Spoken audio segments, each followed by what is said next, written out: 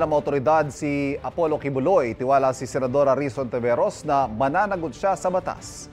Sabi ni Hontiveros, abot kamay na ang hustisya para sa mga dating miyembro ng KOJC na naging biktima umano ni Kibuloy. Patuloy raw na mag-iimbestiga ang Senado para matuldukan na ang pang-aabuso sa mga walang kalaban-laban. Marso nang iparesto ng komite ng Senado si Kibuloy dahil sa hindi niya pagsipot sa mga hearing tungkol sa mga pang-aabuso umano sa ilang KOJC members. Dati na iginiit ni Kibuloy na gawa-gawa lang ang mga alegasyon sa kanya ng mga dating miyembro ng KOJC.